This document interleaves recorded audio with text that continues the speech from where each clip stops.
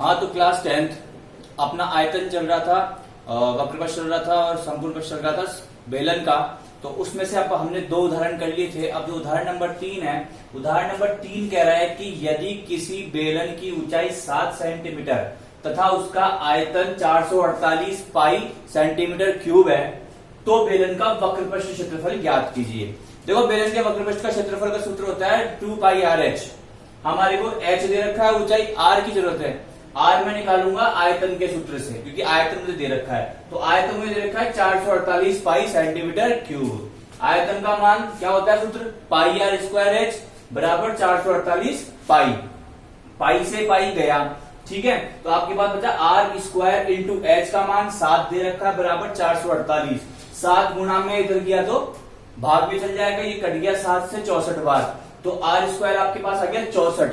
तो आपने आर निकाला, जैसे वर्गमूल हटा दिया तो इधर वर्गमूल चल जाएगा। और वर्गमूल 64 का होता है 8 गुना 8, 1 8 बाहर आ जाएगा। तो त्रिज्या आ गई आपके पास 8 सेंटीमीटर। अब त्रिज्या आ गई, ऊंचाई दे रखा है, वक्र पृष्ठ क्षेत्रफल का सूत्र लगा सकता हूं 2 पाई आर एच, यानी 2 इंटू पाई का मान 22/7 इंटू आर का मान 8 इंटू एच का मान 7। 7 से 7 गया तो बचा 2 गुना 22 गुना 8, और जब इन सबको गुणा कर दिया तो आपके पास आया 352 सेंटीमीटर स्क्वायर। क्योंकि क्षेत्रफल है इसलिए हमने यहाँ पे जो इकाई है वो स्क्वायर लगाई। अब इसके बाद जो उदाहरण है, उदाहरण नंबर 5, वो देखो अनुपात वाला है। तो उसमें क्या कह रहा है आपको कि यदि किसी बेलन के त्रिज्या और ऊंचाई का अनुपात 1:3 है, ठीक है। आपको दे रखा है बेलन है, ठीक है, उदाहरण नंबर 5 में, और आपको दे रखा है, क्या दे रखा है कि त्रिज्या और ऊंचाई का अनुपात, यानी त्रिज्या अनुपात ऊंचाई दे रखा है 1:3, और बेलन का आयतन दे रखा है। कितना दे रखा है बेलन का आयतन,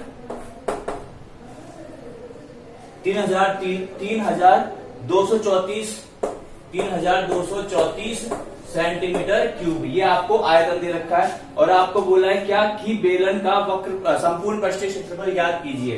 तो देखो, जो आपको दे रखा है उससे ही निकालेंगे अपन। तो माना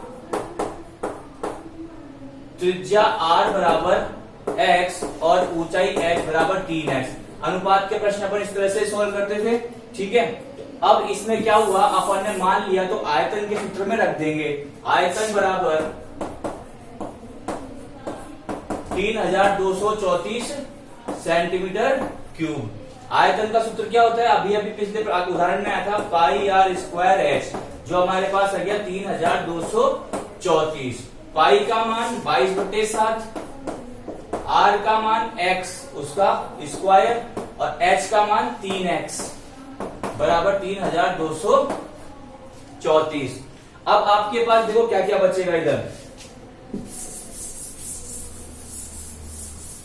अगर मैं x का मान निकाल लूं तो x का मान यहाँ पे रख के मैं त्रिज्या और ऊंचाई निकाल सकता हूं, और उसके बाद में संपूर्ण पृष्ठ क्षेत्रफल भी निकाल सकता हूं।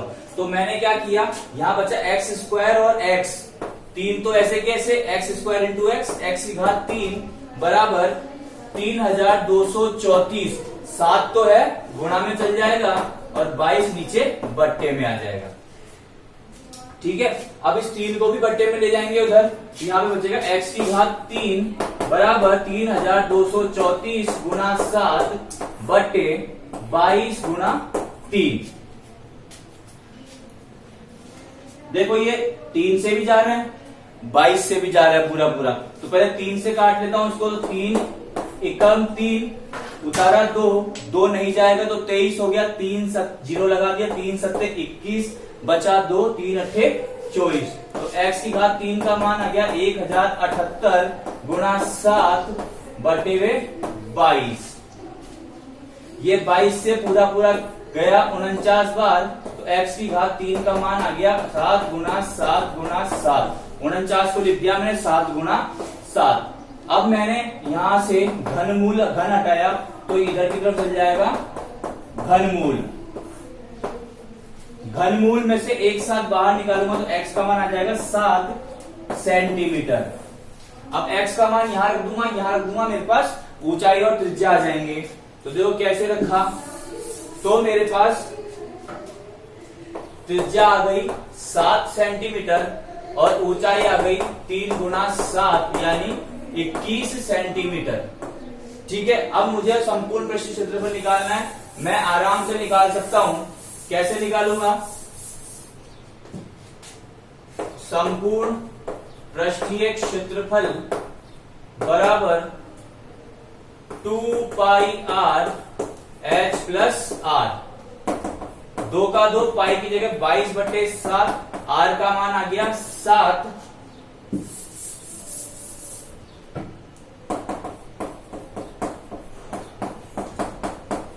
h का मान 21 प्लस 7, 7 से 7 गया, 2 गुणा 22 44 गुणा 21 प्लस 7 28।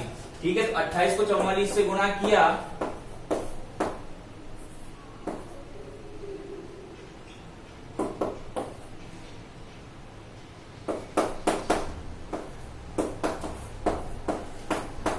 आपके पास आया 1232 सेंटीमीटर स्क्वायर, क्योंकि संपूर्ण पृष्ठीय क्षेत्रफल है इसलिए इकाई मैंने स्क्वायर लगाई यहाँ पे। तो इस तरह से आपका उदाहरण नंबर 5 खत्म होगा। अब जिसका आखिरी उदाहरण है उदाहरण नंबर 6, उदाहरण नंबर 4 मैंने छोड़ा है क्योंकि वो आपके पास जो है खोखले बेलन का है। तो खोखला बेलन अपन अगली क्लास में पढ़ेंगे, लेकिन उससे पहले उदाहरण नंबर 6 करेंगे। तो यहाँ पे आपने किया उदाहरण नंबर 6।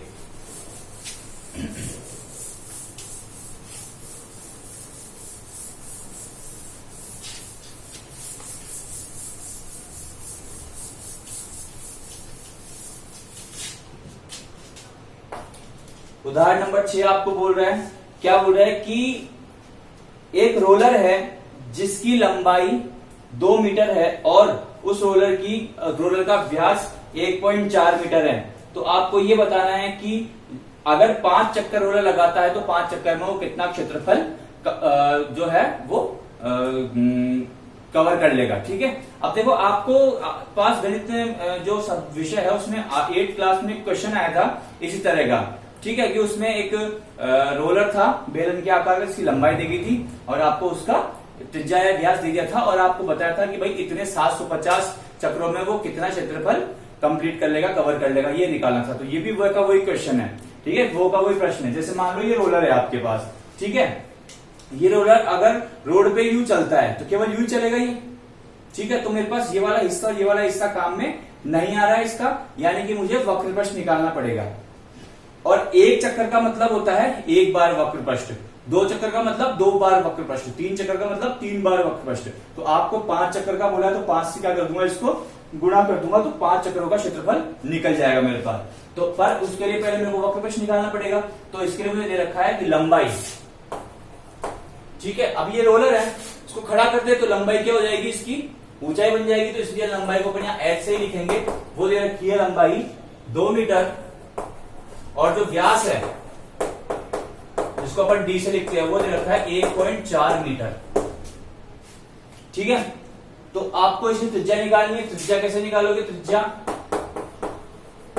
जो होती है वो व्यास का आधा होती है, यानी 1.4/2 मीटर आ गई त्रिज्या। अब जो रोलर है, रोलर के एक चक्कर का क्षेत्रफल मतलब वक्र पृष्ठ का क्षेत्रफल 2 पाई आर एच 2 गुणा 22/7 गुणा r का मान 1.4/2 गुणा ऊंचाई का मान 2। देखो 2 से 2 गया, ये पॉइंट का नीचे आ गया 10।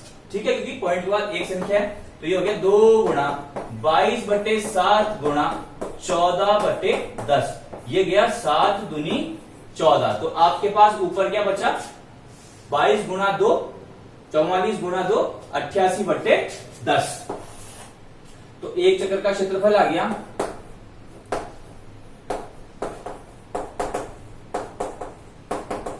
88/10 मीटर स्क्वायर।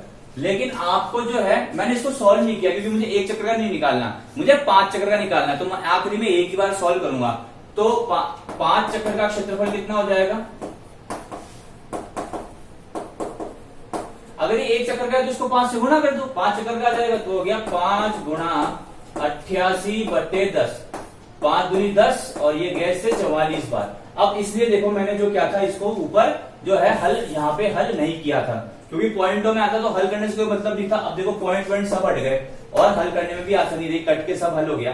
तो 5 जगह का क्षेत्रफल आ गया 44 मीटर स्क्वायर। ठीक है, तो अब आपके जो बेलन के हैं सारे प्रश्न खत्म हो चुके हैं, बस खोखला बेलन बचा है वो अपन अगली कक्षा में ले लेंगे। Thank you class.